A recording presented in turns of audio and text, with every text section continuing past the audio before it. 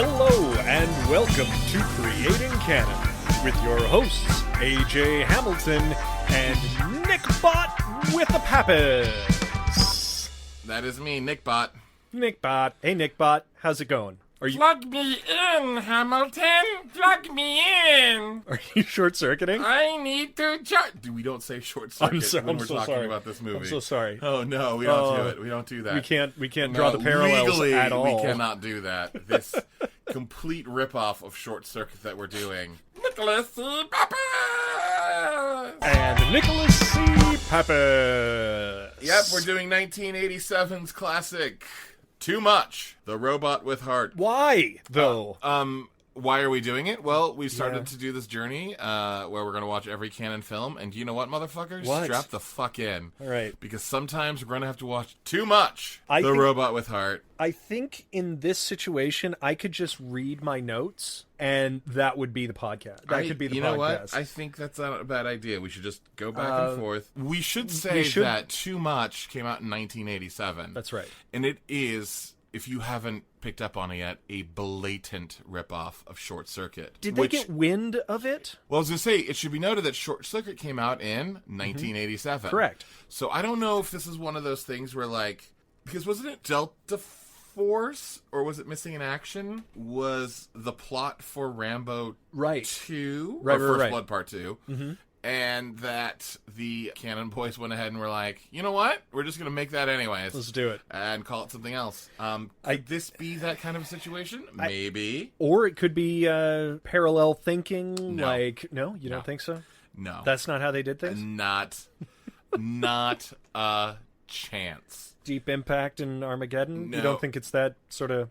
Well, but Deep Impact was a ripoff of Armageddon. Wow. And It's a weird ripoff. what was the other one? Volcano and Dante's Peak? That's right. Volcano was a ripoff of Dante's Peak. They came out the same year around the same time. Right. But what happened is the studio knew that Armageddon was being made. Right. So they were like, well, fuck, we got to do our asteroid movie. Yeah. And then the other studio knew that Dante's Peak was being made, and they're like, fuck, we got to do our Volcano movie. Right. You know what? Volcano in Los Angeles, but that makes it... Shut the fuck up, do it anyways!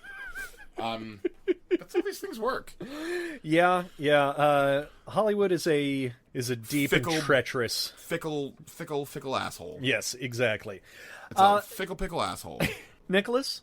AJ? Do you mind telling us what this movie was about? If you can.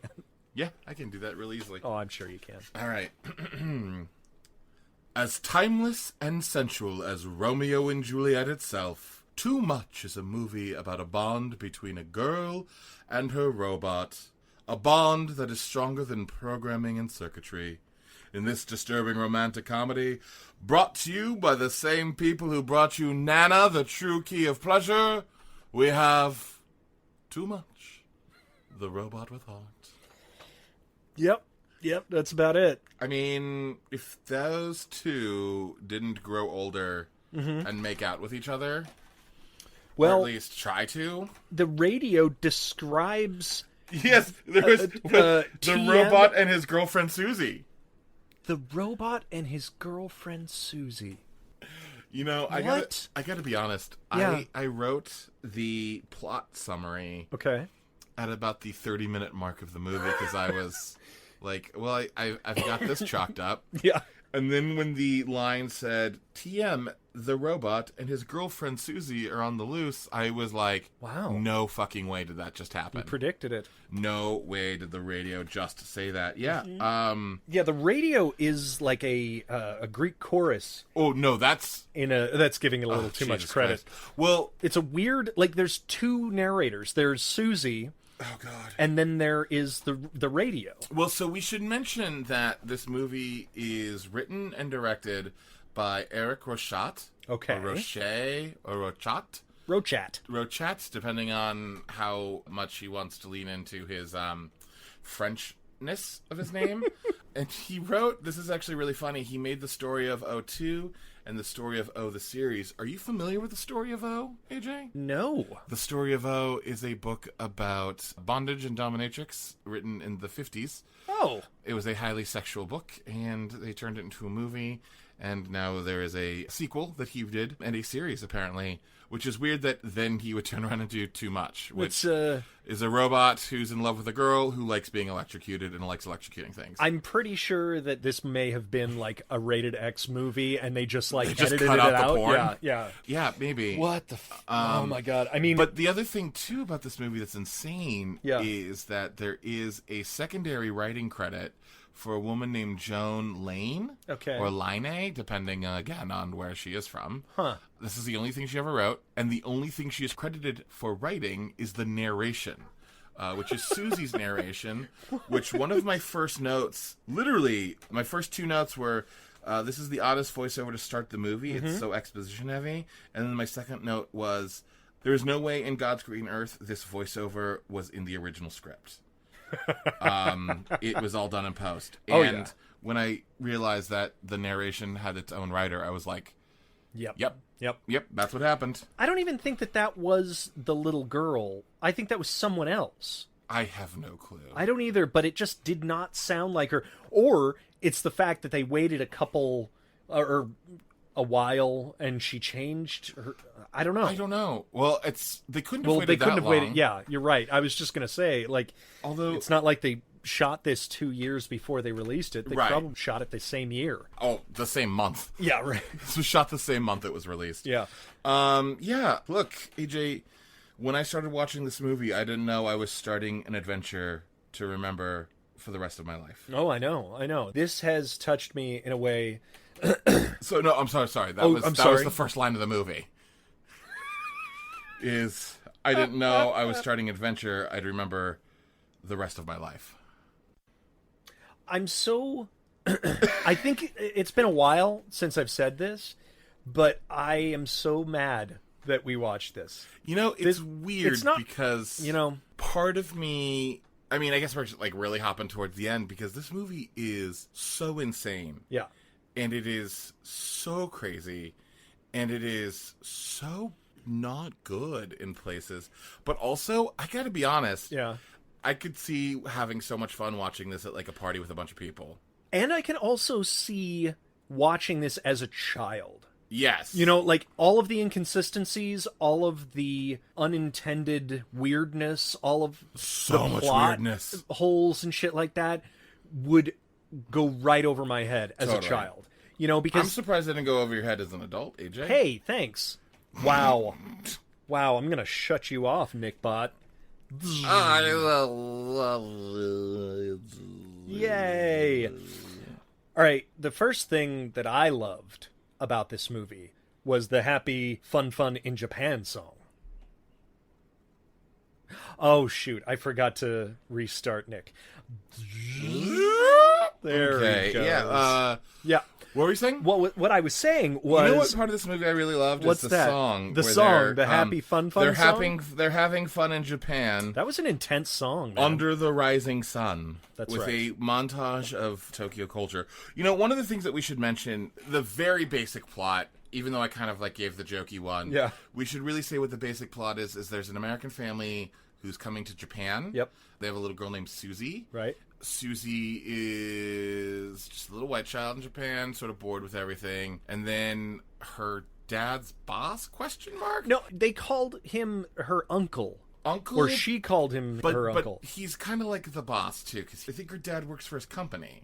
I never got that impression because I never saw the dad and Tetsuro. Yeah, Tetsuro. Interact. Well, they kind of do in some scenes, I guess. But they're staying. It doesn't matter. They're staying at Tetsuro's house. Yeah.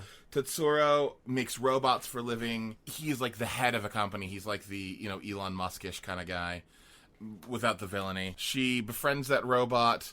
They become best buddies. And then they go to leave Japan at the 25-minute mark. Yep. And she can't bring the robot, of course. Yep. Then she's like, fuck this. And she and the robot disappear. And the next hour of the movie is them. It's a crazy road trip adventure. Yeah. So that's where the short circuit comes in. So, and the robot part too. Oh, of course. But I just wanted to clear that part up so we know that if you are getting confused at things, although I do have to say, when they first arrived in Japan, the early GPS in the taxi was really interesting. That was crazy. They had a lot of really interesting things like the Roomba before Roombas. Yep. You know, the robot guy, the robot thing. Robot vacuum. You know, there was a lot of interesting sort of attempts at futurizing technology. Yeah. Well, I think the GPS thing is actually true. I think Did that? Yeah, I don't think that was like. Yeah, I think that existed. I don't think that was like a thing for the movie. Okay. Although the way that worked was like you had to plug in your disc, and then the disc would like show you where to go. I see. And it wasn't like it'll take you this many hours to get there. It was just like basically like turn by turn how to get there. Like a map. Yeah, exactly. I mean, that's literally all it was. Yeah. Before they got to Japan, though, one of my other favorite lines of this movie is when the 8-year-old little girl is watching TV on the plane or in the back of the taxi or whatever it was. Maybe. And she sees this Japanese actor acting and emoting, and she goes, "That's the Japanese Marlon Brando." Yeah. Which I was like, she's like 7. Yeah. And how we're like, popular is Marlon Brando in 1987? Well, and he's to like 6-year-olds. Thickly in the fat Marlon Brando stage at this point. Yeah. He is that the only reference that she knew, or that they would think that a child would know? Well, that is definitely, to me, that is like the writers of the movie not understanding children. Oh, yeah. Yet again. For the first time, but not the last. Yeah. Well, I was actually even going for the fact that Golan and Globus. Oh, well. After going bananas in this. That's fair. I am still pretty sure that Menachem Golan never met a child. That is my guess. Is he has never met the small men and women that run around. He's had children, but he never met them until they were adults. Because he has no clue what kids want. She also made a Columbus reference. I was just going to look at that. Yeah. Where would we be if men like Columbus weren't curious? Brave men like Columbus. Brave. And I was like, oh. Shit.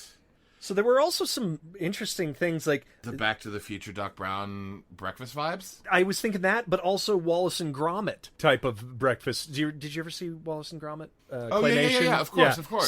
Same exact thing. Oh, yeah. right. But you're right. Like the Rube Goldberg contraption. Absolutely. That, when the alarm goes off, the bacon falls, and then exactly. Then the eggs fall at the right time, and then like the plates flip out. Like exactly. You've got a much better, more concise Back to the Future reference. The thing about Back to the Future is Back to the Future was 85. Just recent. Yes, exactly. You know, that's 2 years before this movie. Inventor. That's where that connection came for me. Also, there was a creepy, like, HAL 9000 eye in his workroom, in the uncle's in workroom. Tetsuro's workroom? Yeah. That reveal of too much was, dare I say it, little much. Oh. Too much. Oh, I see. Well, that was the weirdest thing, is he had an office at home where he built all of the robots. Yeah. But then when he says to Susie is our main character, the little girl. Played by, Bridget Anderson. This was her last feature film. Yes. Before she sadly succumbed to an opioid overdose. But 10 years later. Yeah. 1997? Yeah. Yeah. I think she was 21 at the time when we lost her. Oh, well then, I guess it doesn't matter. I was just giving more context. I wasn't... I know. I was being a dick. But it's weird because, so she's in his office, and he says, "I'm going to get you something that you'd really like." Then it cuts to him pulling up in a van to let... Well, he shows her, like, blueprints of it first. Yes, yeah, like a 3D printer type of... Yeah, which I thought that was the robot at first. I was like, so oh, that's really interesting. All okay, right, I'm cool with that. She can draw on it or yeah, something? Awesome. And then he pulls up in the van. Pulls up in a van and then lets too much... Or this... Robot. This, what kind... It looks like a box with a dome head. Yeah. And like, it's like a prototype of... hands. With like very long arms hands. Did you ever, like, when you were little, go to Radio Shack? And they always had, like the robots that would, like, eat the coin I think I had one of those, I'm pretty sure I did, too. Gosh, what childhoods we had. Mm-hmm. It's sort of like a big version of that. It's the same height as Susie, who is approximately 8 to 10 years old. Yeah, something like probably. That. Yeah. And it's the weirdest thing because they don't give an attempt to make a face. Like, Short Circuit, he has a face. He has a clear face. Yeah. In Johnny Five. He's alive. He is. That's true. But this one is just, the head is like a dome with 3 cameras on different sides of it. And then like a red-green light. Right. Eye. But that's not in the front That would make sense. thought like it was. No, it was like spinning all the time, and it was either on the. It looked a bit like a pigeon. No, or but whenever they did the whole like the seizure-inducing shit. yes, that Yeah. was like it would close up and that was the front of its But that was face. on the side. No, that was a little. It was Seriously? like either sides. Oh, It was boy. very weird. It was very off-putting. Anyways, Too Much shows up, takes a bunch of pictures of flowers, Yep. which come out as Polaroids. Again, it's just a robot at this point. Yep. He hands Susie the pictures of the flowers. And she asks, She looks at it and goes, "Flowers?" "Aw, you're too much." Thank you, Susie. That's my name. Yeah. Susie gave Too Much a name. You can call me TM. No, I'm not gonna do that. Oh, and then after that came actually my legit favorite line of dialogue in the entire movie. Oh my god, Which what? was when we didn't know who he was at the time, but like Susie and Too Much the robot are playing with a bunch of children.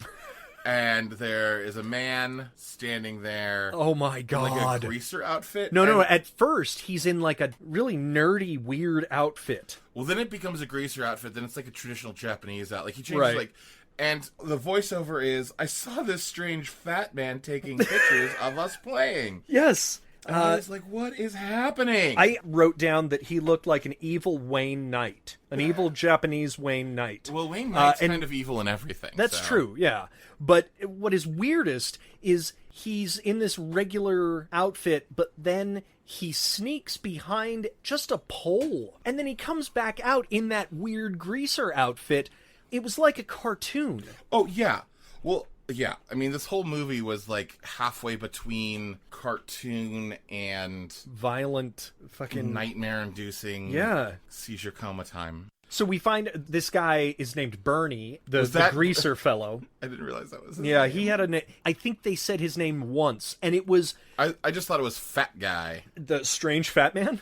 Strange Fat Man. It was so And strange, inconsistent. he was fat because He was pretty You big. know how I know? What's that? Because later in the movie, when he's driving around doing nothing, he's just shoving full slices of cake in his mouth with one bite. Well, his boss, Dr.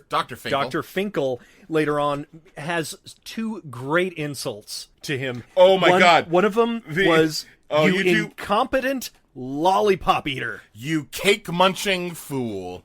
Yes. I wrote both those down because I seriously Classic. classic. evil guy. Oh my God! But those are like right at the end of the movie. That's but true. It's so good. Okay, I wish that had been consistent throughout. It would have because been great. He was such a caricature of a bad guy. They were just so arch. well, he was definitely It was like a Snidely Whiplash type of well, he bad was, guy. Oh God! Well, that was the bad guy in Short Circuit. Like he was just like the opposite robot inventor wanting the secrets of the robot, and this that's was true. what he wanted here. Because he had evil robot R1 Yep. that decided to kill itself by throwing water on itself. So fucking funny. Maybe you shouldn't be in charge of robots. Definitely not. Yeah, well, Finkel is just insanity. And we are introduced to Finkel really late in the movie. I feel It's like a while. Yeah. It's Like, when maybe he- the end of the first act. Yeah, which Yeah. is oh man, can I play? But speaking of, I need to play something. Yep. Okay. Mm-hmm. Here we go. Rock-a-bye robot on the microchip dot. When the screen lights, the software will beep. When the terminal breaks, the microchips will fall, and down will come robot software and all. So not only does he have the same short circuit laugh thing Yes. going on, Johnny Five, I have to say, when that lullaby happened, I thought to myself, "Oh fuck, Yep. we are it. This movie is more unhinged than I even thought it was going to be." Well, what scared me about that was that he clearly wasn't programmed with that. TM came up with that. You don't think and he's Tetsuro figured that out long before? And Oh, absolutely I'm not. just kidding. I'm just kidding. No, Tetsuro is too serious of a man. That is true. He is definitely a very serious Japanese man. But Which every Japanese character in this movie was very serious. very, very serious. The Everything cops, was business. The businessmen, they were Yeah. business. The children Oh my God. were very businesslike. Let's hold off on the whole children movement because I want to get into that for serious. Days. Oh my god. 4 days. By the way, the parents seem to be Non-existent. if not just negligent as hell. Yes. I mean, we see them on the trip over, then maybe once at Tetsuro's house. And when they're at then Tetsuro's they're house, it's like, do you see her with the robot? I see her with the robot. Is the robot dangerous? Well, it's keeping her occupied, so it doesn't fucking matter. Let's go somewhere else. Let's go to a club. Let's go sing karaoke. Yeah, no, I was not a fan of... Oh, also, did you hear what company Tetsuro worked for? It was his Robotech. Which is a canon film. Exactly. Yep. Nice. Yeah. We'll have to come back to that one. Oh, absolutely. That'll be someday. Oh my god, when they're outside looking at the stars, that shot made me laugh out loud. That's also what made me think that this robot is now growing past its AI. Like, it was sort of philosophizing about the universe in a very simplistic way, of course, because this script is not that complicated. But I was like, oh no, this robot is crazy. Yep. Well, and then this thing that starts happening, it gets nuts to me, is that Susie will say, and I wish I had the exact line of dialogue, but the voiceover said something to the effect of like, well, that was it for Too Much and I. We were good friends, and we were very happy with the time we spent together, and now we are both settled and happy with the fact that we are going to leave. And then, like, as that is being said, Susie and Too Much are like, no, you don't go. No, you don't stay. I'll kill myself if you go. Unreliable narrator. Yeah, it was insane how, like, the video, what we were watching and what we were hearing did not just match up. Stop matching up at certain points. It's almost as if, like, the person, Joan, didn't actually see the movie, but was described moments of the movie. You know what I will say? Right before she and her parents are leaving for the airport, the one cool part that I really, really liked was when TM was translating Japanese cartoons for her. Yes. Do you remember that part? That was lovely. That was actually very sweet, and I didn't know what was going on. I thought, TM, why are you talking over this TV show? Oh, right, it's in Japanese. She can't understand it. He was even making the sounds of the cats in the scene. Yeah. That was actually... That was a good moment. Very heartwarming. The timeline of this movie I just found so confusing. No, absolutely. Like, I don't know how long they were in Japan. If you said it was 3 days, I'd be like, I gotcha. Yep. And if you told me that they had been in Japan for 6 years, other than her not growing up, I would have been like, okay, I gotcha. Sure. Yeah. No, there was no differentiating of days or anything like that. There's one instance of Dr. Finkel and Bernie trying to steal the robot at one point. But is that when he's racing towards the That's when airport? he's racing towards the airport. Jesus Christ. This all right at this point is the first act of the movie. And at this point I was like, what is this movie about? Yeah. And then she basically is like on like a two-way radio and she's like, TM, can you still hear me? She had like a Dick Tracy watch. Yeah, and he's like, I hear you, Susie. And she's like, come to the airport and get me. She ditches her parents at the airport because they're about to fly back to America. Right. We forgot to mention, like, they are leaving. They're done. They're done. They're done in Japan. And they and we are at the 30-minute mark of a 90-minute movie. And Tetsuro has programmed or told TM, you stay here, you don't follow her. Well, so he breaks his programming. Originally programmed TM to follow Susie at all times and, like, be her right. her. Yeah. Then Tetsuro says, you are not allowed to do that anymore. Right. And then TM breaks his programming to go get Susie. Yeah. And Susie runs away from the airport and ends up on, like this whole section was fucking bonkers to me.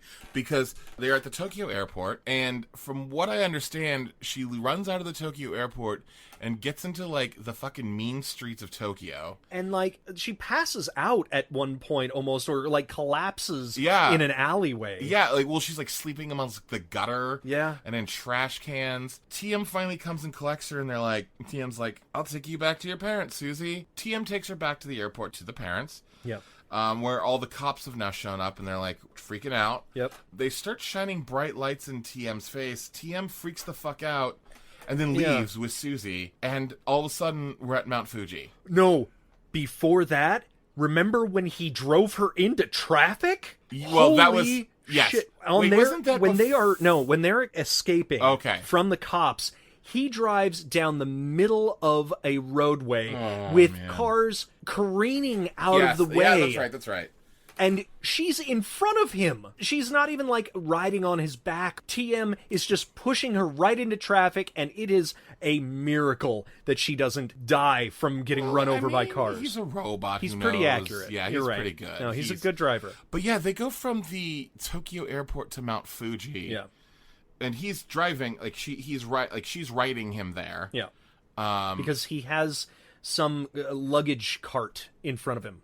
Remember when he stole that? Yeah. That was the beginning of that seizure-inducing flashes of his eye. When he's processing things, it makes this cutting back and forth. So weird. Also, two things that made me think of Frankenstein a little bit was, do you remember in the very beginning when one of the robots gives her a flower, and then he's afraid of light? Yeah. Did that make you feel a little bit like he was, I don't know, a creation? And were they trying to put that's actually in there? really great. It may be, but it's not a great. It's not. It's not great. No. But also, he doesn't drown her. Now that you say that, that's what you think. Maybe this whole movie is a shh, Jason Mantzoukas, don't pay attention. Jacob's Ladder scenario. Oh. No, definitely not. Yeah, okay, so the Mount Fuji thing, the reason I want to bring that up is Mount Fuji from the Tokyo airport is like a 4-hour drive. Yes. It is up a fucking mountain. It's like up mountains. Up and and down they're at at the that. base of Yeah. Mount Fuji, which is like, what is it, 100 miles or so? About 80 miles from the 80 miles? 134 kilometers. Kilometers. I don't know. I'm American. Yeah. But the reason I bring that up is too much seems to need to charge like once every 4 that hours. was unclear as well. And then all of a sudden he can drive her 83 miles, and it looks like he can roughly go 2 miles an hour. About that. Because it takes him all day and half the night to get from where they're staying in Tokyo to the airport. Right. And yet they go from the airport to Mount Fuji like And he that. apparently has GPSs and tracking Yes. and all this of that. weird system. Then there's that weird scene where she's like, "I'm thirsty, milk that cow What for the me." fuck, man? Which And I gotta be honest, I mean that's either gonna give me nightmares or wet dreams, or like a combination of like a wet nightmare. Is that a thing? A wet nightmare? yeah, that's the one. Yeah, I think that's gonna happen. Yeah. When I think about that scene. Well, this actually reminded me of something very odd. This felt like the I Know Kung Fu section of The Matrix. No. Oh, right, because listen, he downloads because he how to milk a downloads cow. a program to milk a cow. And I was like, it's that, but boring. You know what's amazing? They do that a is- couple of times well, in this. Well, doesn't he need the directions read to him on how to drive a car? Well, why doesn't he at just first, and then he's like, let me flip the pages. Right, but why doesn't he download it? I know. That's a great question. Yeah, Oh, it very fuck. much is. Well, that wasn't in his update or some I shit. guess so. Well, there's a scene. I mean, we're gonna hop around here. I think at this Yeah, point, yeah. there's a scene where they are trying to get away. The cops are chasing them. The cop car explodes. The as cop shoots the gas station, and it just explodes. and it ignites, just kaboom. Does his partner explode in that too? No, I don't think the partner dies, but He, the like, partner jumps away or something, or- jumps out of the way. Jesus. But then Susie says in voiceover, I couldn't. I just, it was one of those, again, this is the kind of thing that made me laugh so hard, was in voiceover, Susie goes, "It was turning into one of those days where nothing was going right." And I'm sure that Joan, the narrating writer, was just told, oh yeah, they run into some cops and there's hijinks. Hijinks. Like, what? No. Oh my god. Well, which, again, well, first of all, I don't know why the police are so angry in this movie, because I don't police either. are livid at Tetsuro, the police are angry at the parents, and I also don't know exactly why Susie and Too Much are on the run. It's not like they know they're being chased. No. It's not like he's got some sort of sensitive information. No. She and him are just basically being whiny brats. Yeah, and they kind of wanted to go back, and the only thing that was preventing them Is was the police. the lights in his eyes, and he could have been like, I guess we can turn around. Let's meet them somewhere that's dark. Also, Dr. Finkel, for some reason or another, that we were not told at the beginning when we found out that he was an evil robot creator, is also working with the police as their robot expert. He sort of guy. takes over from Tetsuro. He tries to hack into him in the most 80s hacking I've ever Well, seen. this is after... So the car driving moment happens where TM is like... Well, he tries to take over him a couple of times, doesn't he? Well, the first time he really does it is when the car... That's true. When they steal the Jeep. When they steal the Jeep, which... What ends up happening is, like, all of a sudden, just, like, some random Japanese boy joins the crew. His name's Mata, but we don't find that out for another Hour. 30 minutes, maybe. Yeah, there's and Mata barely is an hour basically left like- in this movie. And Mata is just basically like, hey, the cops are searching for you. But I'm a friend. We could steal my family's Jeep. Let's go. And it actually was, like, a full 25 minutes later, I was like, wait, what the fuck is happening with this Japanese boy? Why did he go along with them? Also, Well- for lack of a better comparison, he's kind of like Short Round, just with the hat and the American yes, dress yes, yeah, and I everything see what like you're saying. that. Yeah. I know that Without the racism. without the racism. Well, let's say Data, without because the- it was the same actor. actor. Yeah. So the car is dry, and this is where I also was like, this movie. I mean, my actual note of the car driving this movie is fuck. Right? So TM drives the car because neither the children can reach the pedals or know how to drive. Yeah. This is the first time Finkel hacks in. And That's right. Finkel, at this point, goes ahead and shuts TM down while he's driving. Yeah. TM has almost killed a cop at this point. Yeah. Cops have nearly gotten into accidents, like cars are flipping. TM Bullets have been exchanged. Yes, TM refuses to drive over the speed limit because it's dangerous. So TM reactivates himself, and they're like, what happened? And Tetsuro goes, he can reactivate himself to protect human life.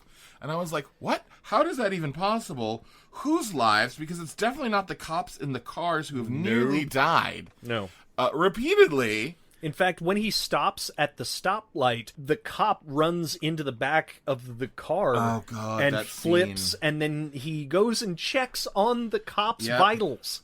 This is madness. There's no reasonable conflict other than the fact that Dr. Finkel wants to steal the thing. Everything else does not make sense. Well, nothing that Susie and TM do makes No. sense. Although, this is at the point where He over the should be a radio better- we hear Oh my God. about the... You can say this one because Yeah. it was... I wrote down, what is the children's movement? Yep. Because well, there's a child network.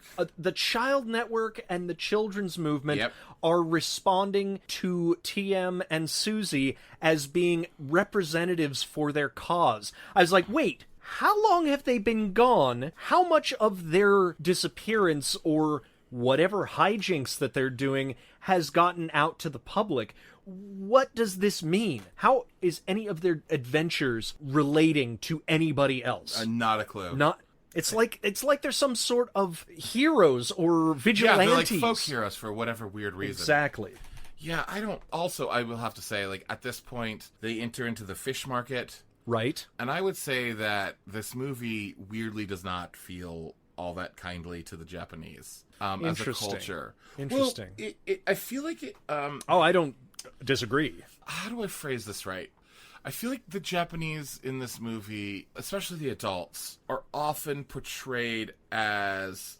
Like, the reason I wrote that down in that moment is, like, that was the guy... Like, that was right after, like, there was just a guy standing there eating, like, a raw fish. Right. Just, like, stringy scales were sort of, like, falling. And I was like, I don't think that's the way that works. I could be wrong. Maybe. But there's moments like that throughout where it's like, I feel like they were trying to be both culturally sensitive, but also trying to be funny, and they came out somewhere in between, and it felt like not as bad as like when Popeye fought the Japanese in the World War old II cartoons, sure. but definitely not like a realistic portrayal. Yeah. It's somewhere in between. And I think that definitely there are caricatures Yeah. of a lot of things well, the in this fat movie. guy is one of them. Yeah, yeah. And then, like, yeah, I don't know. I would... the other guy, the buffoon who's driving the truck... I don't even know how he was introduced to the story. He wasn't. He was... That was the weirdest thing is... Like, he just showed up, right? He just showed up, And I thought that was ridiculous, but it was also interesting to have hidden henchmen. Like, don't introduce the audience to the hidden henchmen either. You know, have it be a mystery for both the characters and the audience to discover, oh, they've got other people helping them. Yeah, I don't know. It was I don't fine, know. but it was also, oh, I guess he's a bad guy too? I just didn't. You know, it's I thought he was just like a truck driver who was like, I guess I'll join. I don't care. I, I mean, better to do tonight. but we don't know if he was paid, because at the fish market, then he chases on with Bernie as much as Bernie is. Oh my god! And the they full just get fish market thing was like a bad episode of the Three Stooges. Yes, yeah, because the kid Mata keeps setting up these really simplistic, Like putting a traps, bucket, like filling a in a- bucket with water and then putting it in front of.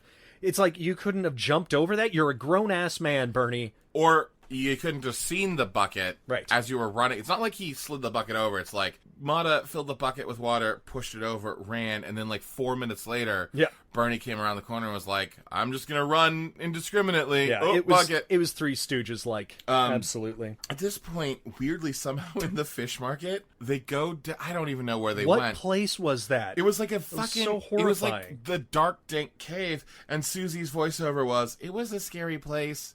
I wondered if we made a wrong turn." And I was like, "Yes, Susie, you made a wrong. You're on the fucking wrong turn." set. Yeah, there are spider webs. There is just a cave. Yep. There is a fucking lake in the cave. Yeah. That too much rolls into and too much fucking sinks into the water, like the end of T2 with just one hand out as it's like slowly sinking down. And then Susie looks at Mata and says, "Do you think he'll drown?" And I was like, "No, he's a fucking robot. He will shorted not out. drown." Well, no, he did not. I mean, that's what I thought, because I thought so too. they held on that a long time. And then all of a sudden, too much's head just comes out of the water. He lifts his. Own head. Oh my god!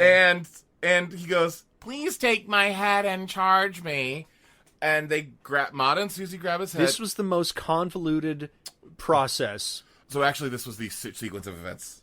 Hands come out of the water, Yes. holding too much's head. Oh! Right? He's fucking decapitated himself. Yep. At this point, I didn't know his head could come off. Me neither. I thought what was happening was he was like, "Here's my important information. Save me." Right. Right? He goes, "Please take my head." Voiceover. It's moments like these that make you understand how important it is to never lose your head. And then Too Much goes, "I need recharging," as it's dying. I think for the rest of this sequence, my mouth was Just a gape.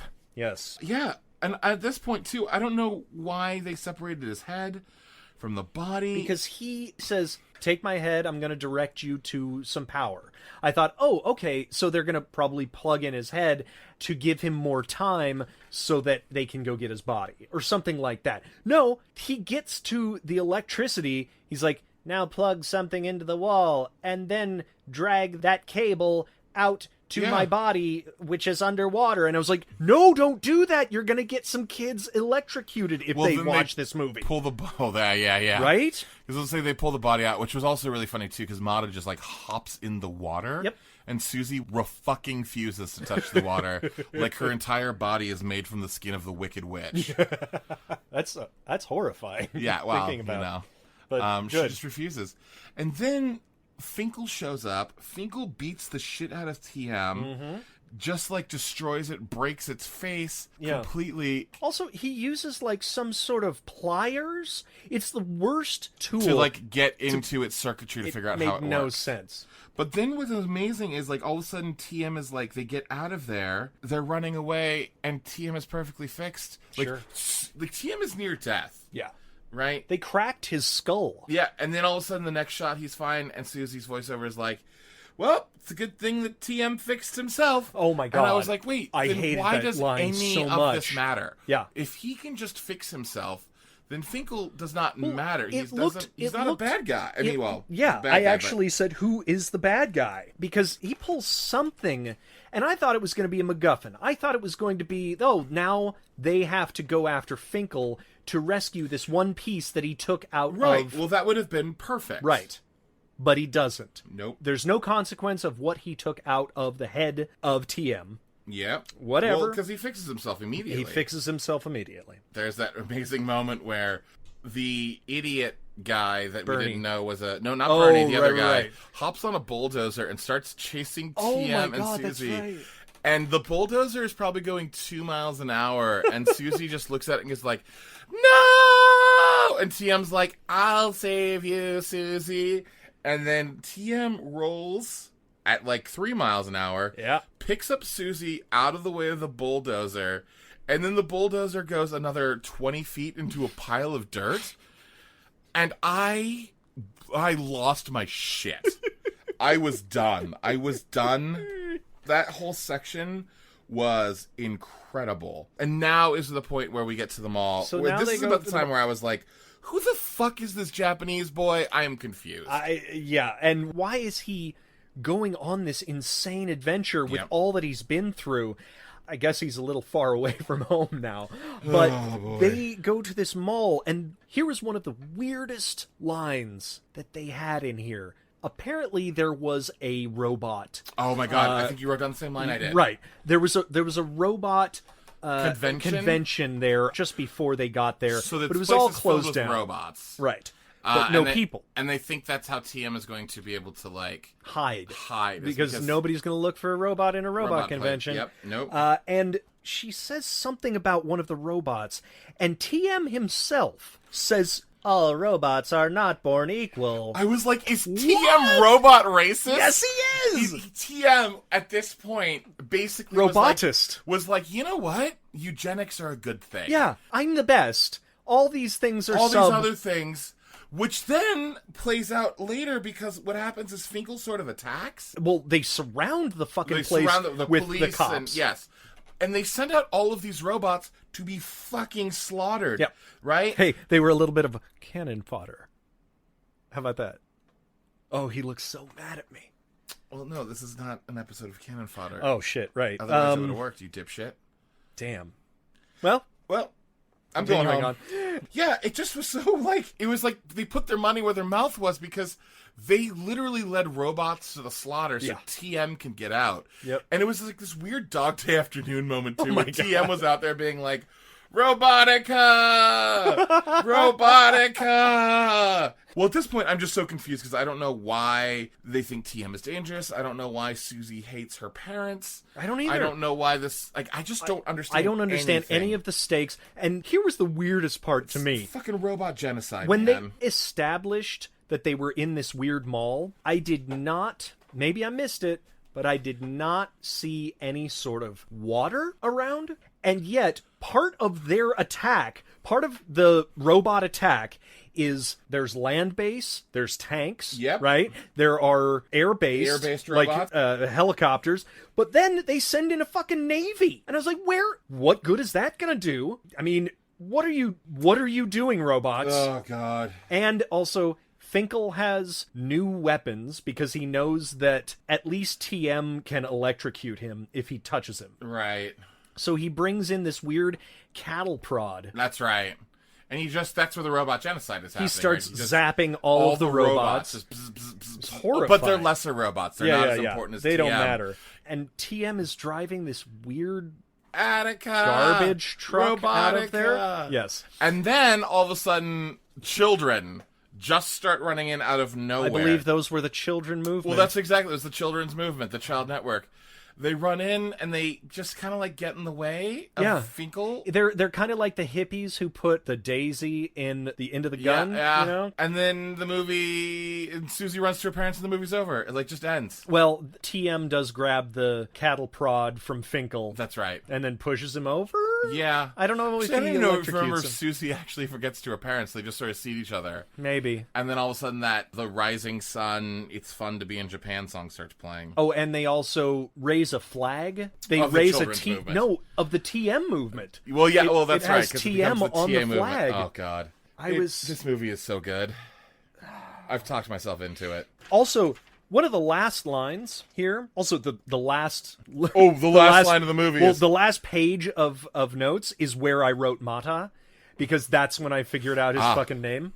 But the very last line is by Susie, and she says, But what happens before that, we should mention, Okay. like, the movie ends, it freeze frames, it says the end, and then we hear... "We did it, Susie." And then Susie says, "Oh, TM, you really are too much." And I wrote, covering 3 lines in my book, "Did what? What did they do?" They started a revolution, AJ.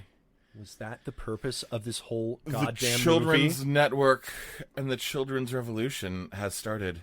And now Tokyo is overrun with children. Yay? Children backed up by all the robots. The lesser robots, though. It's a very Logan's Run thing, except when you turn 20, you're turned into Soylent Green.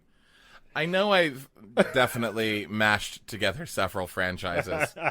And you know what? I'm fine with that. Yes. But that's what happens. Is there anything... Looking at this movie as an adult was so difficult because I also tried to think, well, this wasn't for me. Yeah. This was for a child, and would a child see any sort of positivity or hooray, they did it? I mean, Well- are they really paying attention that much to the plot holes? They know when the bad guy is doing something. They know when a good guy is doing something. Am I giving children too little credit? No, I don't think you are, because children are fucking no, that's no, I think this in some ways weirdly goes back to our canon blast about the Joker. Okay. In that in society we are trained from a very young age to understand that the main character in our stories are our heroes, Yes. right? They are a protagonist. Even though they might be doing bad things, they are protagonists. And I think from a young age, we are taught in many ways that we're supposed to cheer for and be on the side of our main characters no matter what they do. It's true. And the way this attaches to the Joker is that then can become dangerous when the message of the movie may not be great for society. Yeah. And in this movie, I think what they are relying on is, why do we care? Well, because they're our lead. And they're cheering at the end. Well, and they're cheering at the end. So I think children who are learning how to tell stories and watch stories don't understand the nuance of a character has to have an objective. Right. They just need to understand that the character is the lead character. Yes. And I think in some ways that's what's happening here. And it's a shame. I also think, too, what this movie actually suffers from more than anything else is the voiceover. Yeah. But I think that's in there because, honestly, in the first, if I had to guess, 45 minutes of the movie, there would probably be 12 lines of dialogue without the voiceover. That's possible. And then there's chunks of the movie where, like, the entire cave scene was all voiceover. Yeah. Very little dialogue. And I'm wondering if that's because they were like, kids are not going to... They're not going to this follow. together. Yeah. It's either that or they didn't have confidence that you could go that long without. Well, the story wasn't telling itself, right? Yeah, because interestingly, I bet you, and I'm not going to do it, but if you went back to the first 15 minutes of the movie and muted all of the narration, Oh, you'd be able to follow easily. I absolutely. kept thinking about that no, myself. I wonder what that would be like. Yeah, like well, if I it would think be a better movie, or if it would. I think it might be. It's interesting. I think it would still be insane. I think there would yeah, still be yeah. things unfulfilled. I think there'd be still plot hole. Of course. But at least I think part of the thing that drove me up a tree about the early part of this movie was the entire spoon feeding of exposition. Over exposition, yeah. Well, interestingly, I wonder if the narration could have been used better to fill in some of the plot holes rather than just give us exposition, because there's so much that we don't have to know, but there's also so much that it isn't told to us. Like, maybe have it be an omniscient narration where it's like, but Dr. Finkel had infiltrated the cops. Like, we never figure out why he's there, or if he was always with the cops, or whatever. Now but if we were given any of that, we would also... That would have been almost just as worse. Too much, yeah. Yeah, it would have been too much. Well, but... you almost said it. Damn it. But also the whole... We get a secondary narration of the stupid the radio, which was a very odd thing as well. Well, that one because that was telling this weird story that we hadn't even been Well, I would have loved to have given, seen like the kids' revolution happening, the or children's. something to give us any indication of that in the first 2 acts. Made no sense. Yeah, well, I think the idea is that the children's revolution. Well, again, this is so confusing because like I'm not sure if the children's network and revolution they're talking about in this movie was like a thing that had already started that then they were gaining power from this incident. Right. And maybe this is one of those things where it's like we should look up a little more Japanese history. I can't Like, imagine. Was that a real thing? I can't imagine that they were tackling something that maybe. Maybe I but don't I don't know. Well, and I don't know, and that's part of the problem. But We'll cut the in flip- right here with that research. I didn't do any research.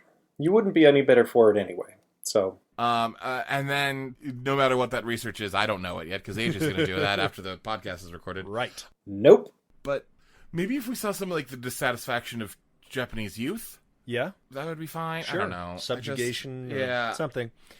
Is there anything that you? There's a couple of things that I would like to steal. I really liked. I think I already said it. The translating of the anime. Yep, that was great. I think that was there were some really sweet bonding moments yeah. between her and TM. It went off the rails with the Yeah. whole adventure, but also, and I know this was poor storytelling. I'm absolutely sure this was poor storytelling, but the fact that the man who was the truck driver, who I'm just going to call Lenny, Benny and Lenny. Bernie and Lenny. Oh, Bernie and Lenny. That's fine.